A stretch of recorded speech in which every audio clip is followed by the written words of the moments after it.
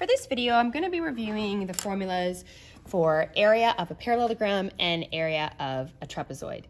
This will give you a sense of where that formula comes from and how you can see sort of the math behind it. All right, so here I have a parallelogram.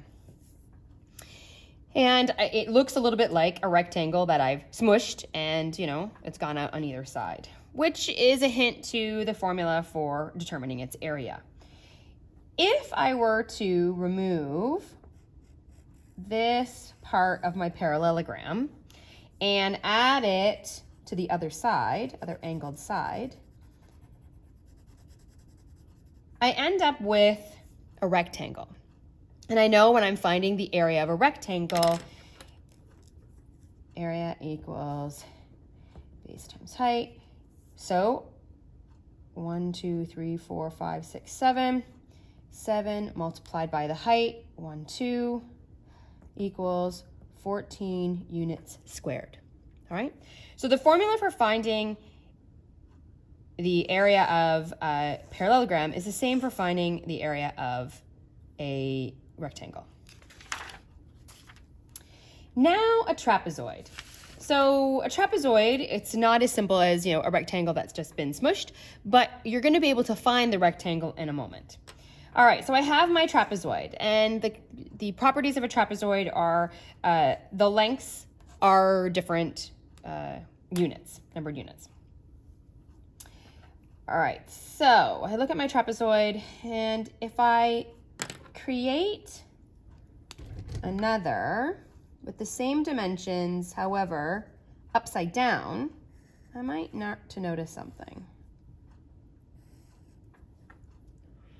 If I put these two things together, what are they going to resemble?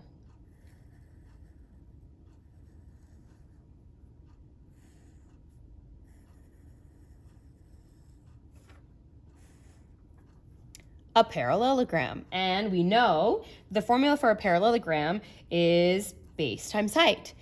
But we have to remember that we use 2 of our original trapezoids to make this parallelogram, which means we have to divide that in half, which leads us to the formula area equals, they call it A and B, A plus B divided by 2 times the height. So the length of A plus the length of B divided by 2